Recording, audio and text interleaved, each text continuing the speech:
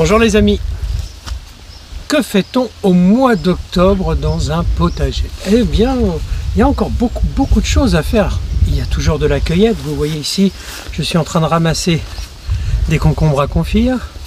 Ici, on en a déjà peut-être un peu parlé, mais un peu plus aujourd'hui, puisque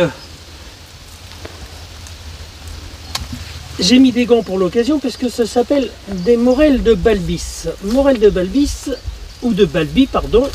Les morels de Balbi, ce sont des tomates cerises, surnommées les tomates litchi. Alors, elles sont à mi-chemin entre la figue de Barbarie, le cactus, et donc là, il faut absolument les travailler avec des gants, parce que les épines peuvent aller jusqu'à presque 2 cm.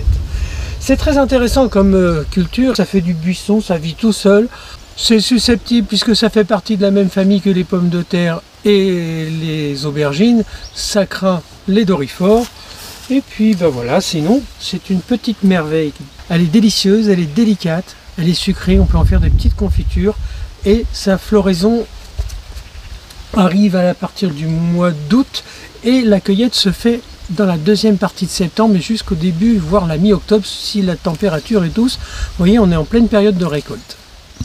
Les courgettes, vous savez, cette grande liane qu'on plante à la mi-mai, vous voyez, ça continue de pousser. Au fur et à mesure, les feuilles prennent de l'oïdium, vous voyez, c'est comme ça. Eh bien, c'est pas grave du tout. On coupe, on dénude au fur et à mesure.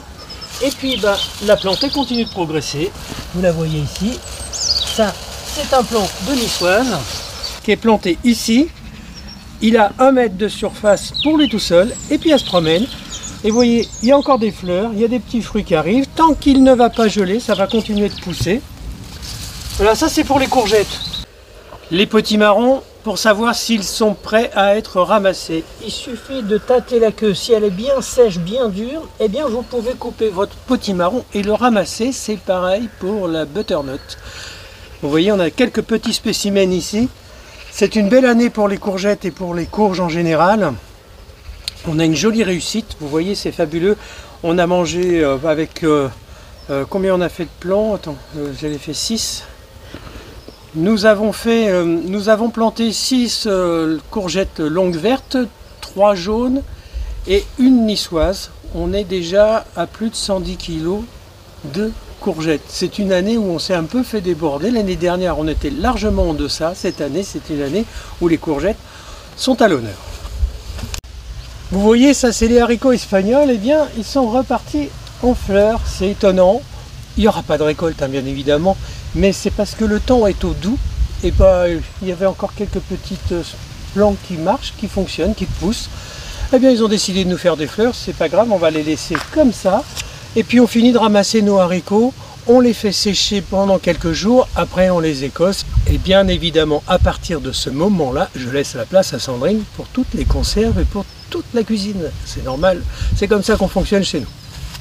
Et le mois d'octobre, eh bien, vous devez avoir fait déjà, il y a quelques jours, vous devez déjà avoir commencé à nettoyer votre potager. C'est le moment de l'amender, c'est le moment de préparer sa mise en forme pour l'année prochaine. On commence sur certaines parcelles à mettre du compost, sur d'autres on met des engrais verts. Les engrais verts, mes préférés, ce sont les graines de moutarde, bien évidemment. Vous voyez ici, elles sont extrêmement rapides à pousser, ça va très bien. Mais je fais aussi d'autres petits tests. J'ai fait un mélange avec de la facélie et j'ai fait une 3e zone avec un mélange facélie, moutarde et sarrasin. Le sarrasin, ça pousse un peu plus lentement, ça se sème jusqu'à la mi-septembre à peu près. Comme il fait encore très doux, je l'ai mis que cette semaine, mais ça pousse de partout et ça va très très vite. Tout ça, les engrais verts, ça va recouvrir complètement la terre qui a été labourée avant, bien étalée, bien ratissée de façon à ce qu'elle soit bien plane. Et quand ils vont arriver en fleurs, ça sera le moment de les couper et de les laisser directement sur la place. Ce qui fait que quand au printemps prochain vous arriverez dans votre potager pour faire ça, il y aura juste un coup de râteau à mettre et vous n'aurez plus de mauvaise terre. Et l'année prochaine, je ne vais pas tout labourer puisque ça y est, on a pris la 4e année dans notre potager. Il y a une partie que je ne vais peut-être pas labourer, enfin je verrai, ça sera sûrement tout fait à la grelinette. C'est ce que je vous avais parlé depuis un certain temps, il fallait qu'on apprivoise notre terre. L'année prochaine, ça sera notre 5e potager ici à Guiscriff. Et bien voilà, on va commencer à faire évoluer notre façon de faire. Ce secteur ici, c'est un secteur qui a été énormément travaillé avec beaucoup d'apports de compost, de fumier. On a beaucoup mis parce qu'on avait planté tous les choux toute l'année. Donc là, j'ai simplement désherbé. Je vais arracher mes derniers choux. J'ai regardé quand même s'ils en avaient quelques-uns qui arriveraient à pousser. Ils sont complètement fichus, donc c'est terminé pour eux. Et là, qu'est-ce que je fais? Je mets de la bâche plastique. Vous voyez? L'intérêt de la bâche plastique, je ne laboure pas, je ne fais rien, je vais recouvrir toute cette parcelle-ci complètement. Ça va empêcher les mauvaises herbes de pousser. L'année prochaine, eh bien, je m'économise du temps. Parce qu'aujourd'hui, plus on vieillit, plus on a le petit souci de se dire, bon, 600 mètres, 700 mètres de potager, ça fait quand même un gros morceau. Et je ferai la même chose ici où il y a les courges, mais par contre là où il y a les courges, comme ça a été énormément sollicité cette année, là je vais mettre du fumier directement au mois de novembre et par-dessus je mettrai ma bâche et on va laisser s'endormir le potager comme ça. Quand on aura ramassé les endives d'ici une quinzaine de jours, on va les mettre à forcer, on va voir, ou 3 semaines, et puis on a encore des recettes à faire avec des super tomates au potager. Allez, je vous montre. Les tomates, il y en a encore pas mal à ramasser, regardez, elles sont magnifiques. Là, ce sont nos tomates un peu phénoménales qui sont énormes, mais il y a encore plein de tomates cerises. La petite tomate cerise jaune qui vient de Russie, celle-ci, elle est extrêmement goûteuse et délicieuse. C'est un véritable régal. On va encore pouvoir se faire des tomates farcies. Regardez un peu les petites tomates. On profite jusqu'à la fin de la saison cette année. Le mois d'octobre s'annonce très doux. On a réussi à sauver toute notre culture de tomates, enfin partiellement, il y a quelques plants que j'ai dû arracher. Mais en fin de compte, quand les plants je les ai arrachés, qu'est-ce que j'ai fait? J'ai planté des carottes, j'ai mis des navets, j'ai mis des petits oignons blancs.